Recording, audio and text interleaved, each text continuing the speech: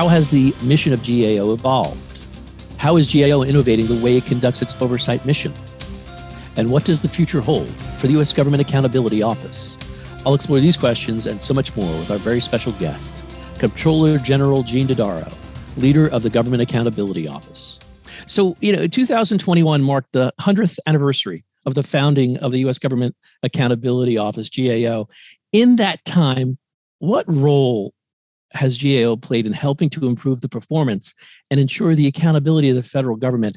And how has its role in government evolved? And I'd like to know, in what fundamental ways do you carry out your mission? Yes, our 100-year anniversary at GAO was marked by continual evolution of GAO's roles and responsibilities to meet the needs of the Congress and the country.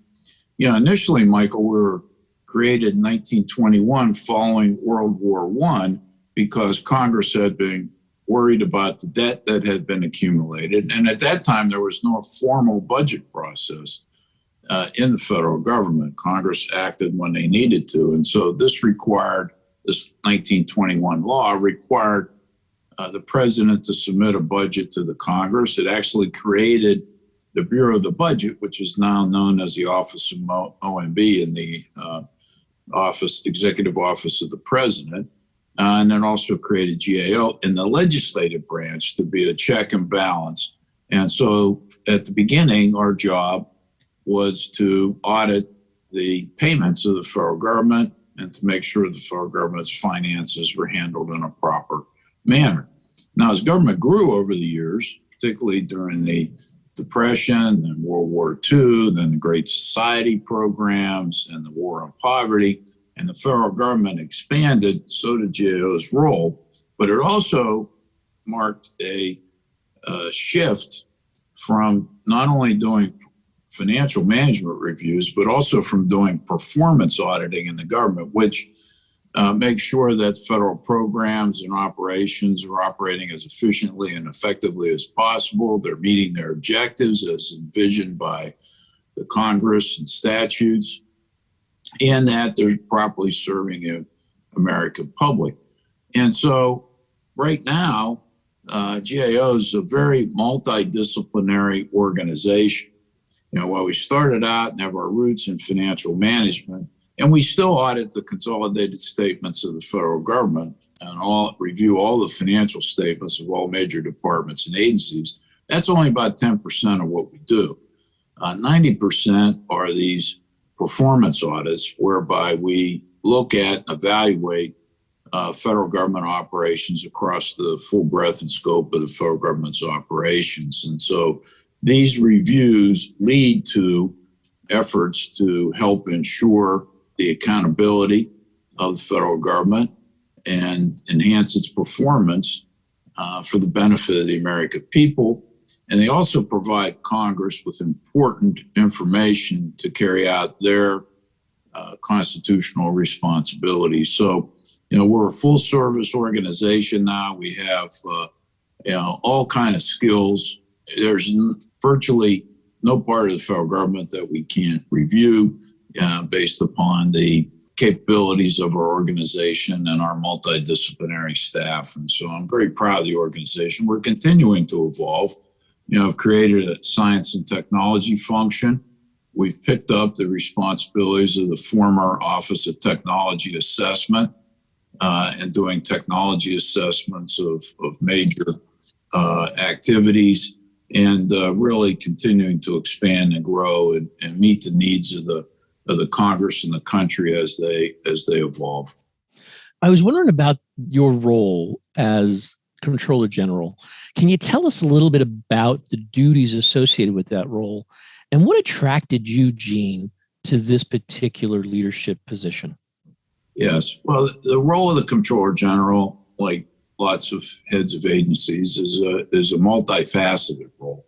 One of my most important responsibilities is to make sure that we're supporting the Congress in carrying out their constitutional responsibilities and to enhance the performance and accountability of the government for the benefit of the American people. I also give a high priority to maintaining effective relationships with the executive branch, departments and agencies. The Comptroller General also has some unique responsibilities to set generally accepted government auditing standards. Now, these standards are set by the Comptroller General, and I use an advisory group of people from the private sector, state and local governments, the federal IG community, and other experts to help me do this.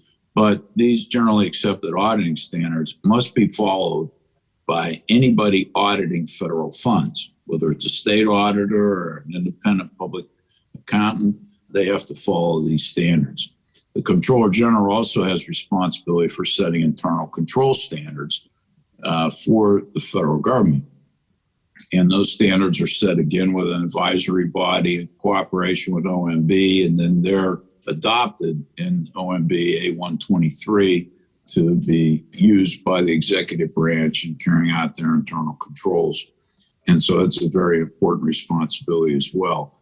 And I'm the chief spokesperson for the GAO, and so I enjoy testifying before the Congress and doing media interviews like this one when appropriate.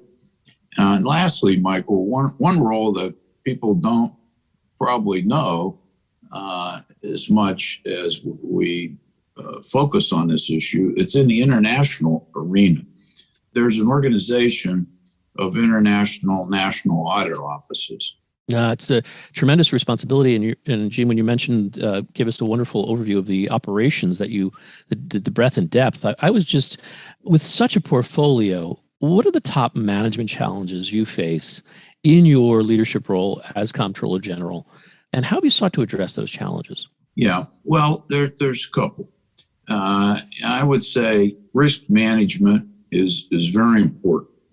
I've set up a process, Michael, whereby, I will know every audit engagement that we're going to start. I weigh in and we establish a risk level for that audit engagement, high, medium, or low, based upon the controversy of the subject, the complexity of the methodology, and the anticipated cost of that project. Now, everything follows our generally accepted auditing standards, and we have a quality assurance process so that we can, on a regular basis, on a repeatable basis, produce high quality products for all 700 or so products we issue every year. So we have that same process, but depending upon the risk level, that decides who will review the report, part of our review operation. So risk management is a big part of the challenge in operating an organization like GAO, because we're decentralized the responsibilities to these teams I talked to you about earlier. And most of them then sign the reports and testify before Congress. And so we delegate a lot of responsibilities, but you manage it at an organizational level. Myself, along with our chief operating officer, Oris Williams Brown, right now, and our general counsel, Etta Emanuele Perez. And then Carl Machino's our chief administrative officer, to help make sure we have all the tools that we need to carry out our responsibilities. Now, another challenge in this day and age is making sure we have the right resources to carry out our responsibilities. So that involves making a good case before the appropriations committees for them to support you and your organization. I've trying to meet that challenge by demonstrate the results and the return on investment people get from GAO. The last 5 years, we've returned $158 for every dollar spent on GAO, in addition to all the information we provide to help Congress make informed decisions.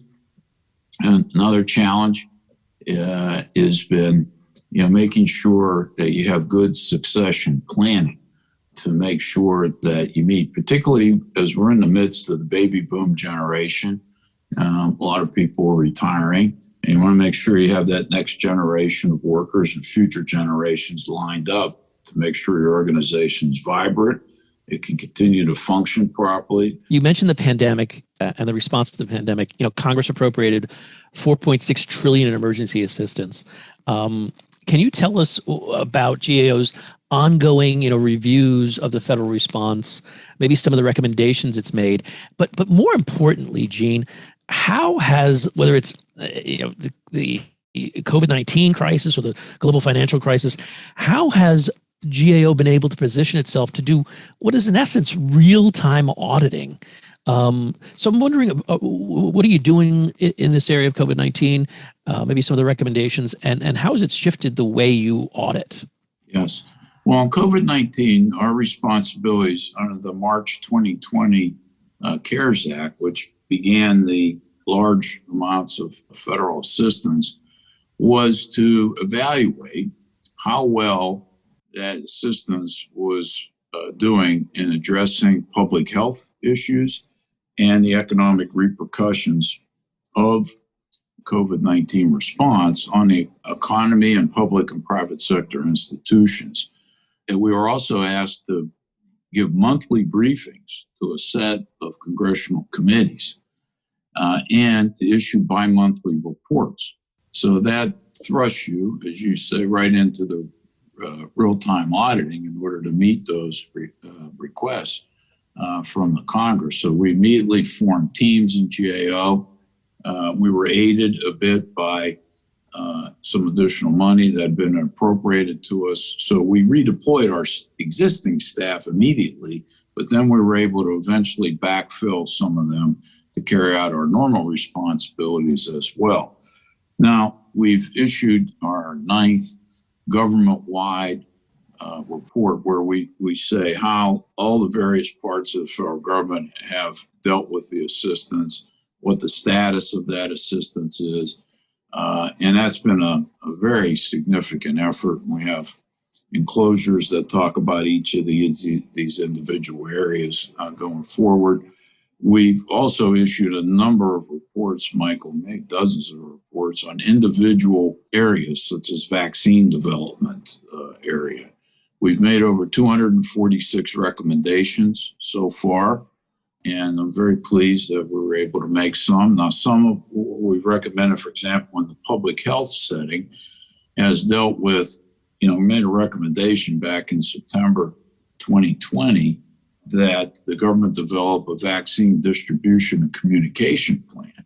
Unfortunately, that wasn't heeded right away. And eventually, though, we've been working on it as a government and getting a little bit better. But I would have preferred that we started earlier in the process. Also, to develop a supply chain strategy for medical supplies for the future. We recommended that FDA, in issuing their emergency use authorizations, provide more information about the science underlying the information, so there's more transparency and accountability of some of the therapeutics that were done. We've looked at, did it with our scientists, a technology maturity assessment of the vaccine development areas, and found that if all good practices in that arena. Our most recent report that we just issued at the end of January, we also had decided to add HHS's leadership for public health emergencies, not just for pandemics, but natural disasters and other potential, man-made emergencies, to our high-risk list. And we did that because there needs to be greater clarity on roles and responsibilities among federal, state, local governments, private sector, nonprofit sector, in responding to emergencies. We need better communication strategies that are clear and consistent and compelling. We need better data that's collected. We're supposed to have a national surveillance system that was called for back in 2008. That's not yet been put in place, effectively. And we also need to know the limitations of some of our non-federal partners so that we can have contingency plans in place. We've made recommendations on the stockpile, for example, and how that needs to have a better process to accumulate the national stockpile and advise others on what they need to do to prepare as well. On the transparency and accountability front, we've had a number of recommendations there too. Unfortunately, there was more fraud in this area than anybody really wanted, both in the unemployment insurance area, paycheck protection program, the economic disaster injury loan program. So we made a lot of recommendations there, working with the IG community. I'm pleased to The IGs responded very well at doing a lot of work in this area. So we worked to coordinate with them to leverage our respective advantages going forward and effective use of our resources. We added the emergency loan programs at SBA to our high-risk list too as well. I was a little disappointed they didn't move as quickly to make mid-course corrections. The government did a good job of getting the money out fast. I mean, speed won out, and it needed to get out early. So I'm not, lamenting that at all. But we quickly should have put in place more mid-course corrections, monitoring, post-payment reviews, and better accountability mechanisms to counter things. There was probably too much use of self-certification for organizations, people to get benefits under the programs, and there wasn't enough checking. Checking could have happened a little bit beforehand, but it could also have been done post-payment and quick enough to determine whether or not there have been activities. Excellent recommendations, especially the last point you made. Gene, you've mentioned a couple of times the science, technology, analytics team, and I'm interested if you could tell us a little bit more about the critical areas they're focusing on and how the GAO's innovation lab factors into this effort. And how are you, besides looking outward and helping Congress and the executive branch, how is the work that you're doing in this area helping GAO position itself for the future as well? Sure. Well, I've been long interested in building our capabilities in the science and technology area. Earlier in my career at GAO, I was in charge of not only our accounting function, but our information technology functions in GAO. And I started our early work in the government and the cybersecurity area, for example, in preparing for Y2K. But as the science and technology has been evolving so rapidly, it's become imbued in many of the activities that we evaluate across government. For example, now we're evaluating the development of the new nuclear class submarines, the Columbia class, for example. We've long looked at NASA programs, space programs, weapon systems that have become more sophisticated. Environmental issues involve a lot of science and technology issues. Medical issues have been evolving fast in that area. So I hired our first chief scientist when I was acting Comptroller General back in 2008-9 timeframe, and we've been building our capacity since then.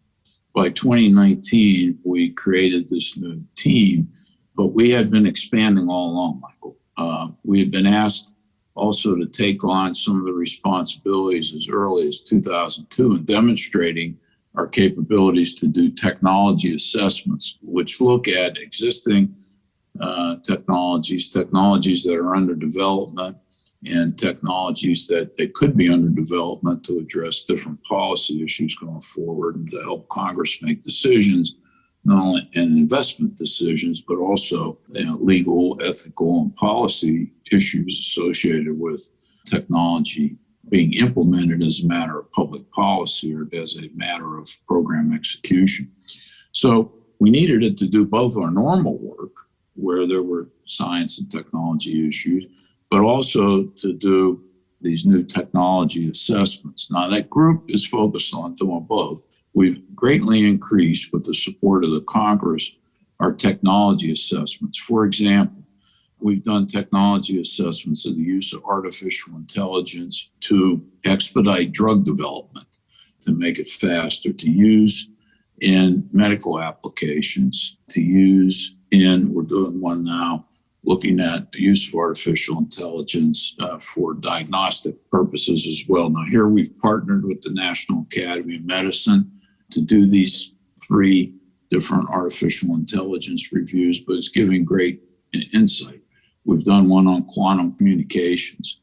We're doing another one now on quantum computing issues. We've done ones on small nuclear modular reactors that leave less of an environmental footprint potentially. We've done one on 5G, for example, with the implications there as well. We've done one on forensic algorithms in terms of use for DNA testing and other issues. And so we've broadened out the scope. We're doing a lot more in those areas as well. I mentioned the artificial intelligence accountability framework that we've developed earlier. We've done work during the COVID issues quite a bit, partnering between our healthcare team and the science, technology, and analytics team. We did reviews of infectious disease modeling.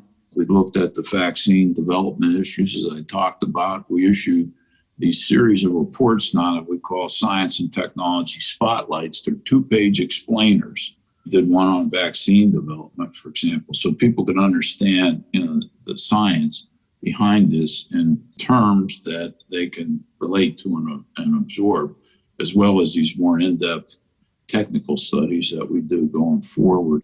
We've expanded that group now. We're on target to double the size of the group to hit about 140 people by each year. Gene, that's wonderful. Thanks. As you reflect on your tenure at GAO, whether as Comptroller General or prior to your appointment, what are some of your most important accomplishments? And more importantly, Gene, how have they informed key legislative decisions or had legislative impact? Well, there's a set of accomplishments I'm very proud of that deal with putting in place government-wide management reforms, Michael, that have a lasting impact. I was very successful in getting the Chief Financial Officers Act, which originally was passed in 1990. But in that act, it had the pilots for financial audits across the federal government. But in 1994, in the Government Management Reform Act, I was in charge of our accounting division. We worked with Congress, and they made permanent annual financial requirements for every major department and agencies in the federal government, and have a consolidated financial statements on the government's fiscal situation. During the first set of audits, which started in 1996, there were only 6 of the 24 top agencies that could get a clean audit opinion. Most recently, it's been 21 and 24, and it's typically been higher than that, but the pandemic created problems for SBA, for example. That act also created key leadership positions across the CFO community. I'm working now to try to push for some legislative refinements that could be made to the CFO Act. But fundamentally, that implementation, that legislation has greatly improved the federal government's financial management practices, strengthened internal controls, and given us a much better handle on the government's finances. Similarly, I worked with Congress back in 1996 as they were crafting the Clear-Cohen Act, which created chief information officers in the federal government and put in place better investment practices in the information technology area as well. So I was very fortunate to work with them as that act was created. And so both creating chief financial officers and chief information officers were fundamental to laying the groundwork for a good management structure to manage the federal government's money.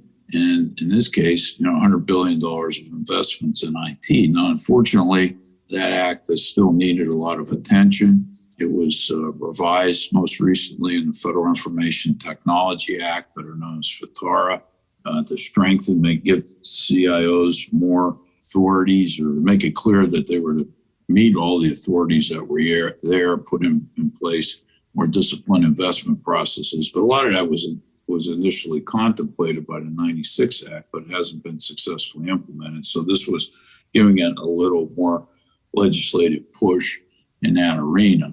In the fraud area, we're able to develop more Congress with the legislation to pass the Fraud Reduction and Data Analytics Act of 2015, which got passed in 2016. This puts federal government in a better basis to proactively address preventing fraud in the first place. And so, I was a little disappointed the act hadn't been implemented as much as I thought before the pandemic. And I think had it been, then the fraud that we saw occurring could have been better minimized during that period of time. I was also helped push for the Data Analytics Accountability and Transparency Act, the DATA Act. And that, for the first time, set standards in a lot of different areas. made information in usaspending.gov more downloadable and transparent to the American people. And the information in there now has been getting better and more accurate, complete over time. There's still work to be done in that area as well. Work we've done in the improper payments area, I'm also very pleased about. And that problem began being discovered during the original financial audits, which is one of the benefits of the program. And that led to legislation in the improper payments area, a series of legislation to deal with what's a large and growing problem. But it's only growing because it's been made more transparent. Now we have to deal with lowering the improper payments rate, which cumulative since 2003, since they've been required to be reported, have been a $2.2 trillion. So this is a very significant issue as well. I've been very pleased with the computer security issues. As I mentioned, we've been focused on that since the 1990s. Actually, Michael, I designated that a high-risk area across the entire federal government in 1997, and critical infrastructure protection 2003. So that's created a lot of legislation, and and unfortunately, we still have a lot of work to do in the computer security area as well. I'm also very proud of creating real-time auditing capabilities in GAO. When I became acting Comptroller General in 2008, it was right in the beginning of the global financial crisis. So GAO had a role in the $700 billion legislation that was intended to stabilize our financial institutions and markets and free up credit. There we had to report every 60 days. We had to be on site at Treasury the day the law was signed. And I think we did a very good job in helping ensure that the federal government's investment in that area was as best protected as possible. A lot of money went to the banks, was returned. It helped the automakers, and while we didn't get everything back there that we lent them, it did stabilize the economy and prevent much higher unemployment rates and cascading effects on a number of people and sectors in the economy. And then during the Great Recession, during the American Recovery and Reinvestment Act, we were asked to look at the use of the money by state and local governments. That was about $800 billion package, and which we did and report every 2 months. So this has added a huge dimension to GAO's capabilities in the doing real-time auditing, where Congress can not only rely on us to look at things that happened, figure out what went wrong in a more traditional auditing fashion, but we can look at ongoing activities and give them real-time glimpses of what's going on and suggestions and recommendations, not just reporting what's going on, but saying, here's how it could change, how you can improve it, and also dealing with these foresight activities that we talked about earlier. This has been the Business of Government Hour, a conversation with Comptroller General Gene Dodaro, leader of the U.S. Government Accountability Office. Be sure to join us next time for another informative, insightful, and in-depth conversation on improving government leadership and its effectiveness. Until then, subscribe, download, and listen to the entire interview at Podcast One, iTunes, or on your favorite podcast app. And as always, at businessofgovernment.org.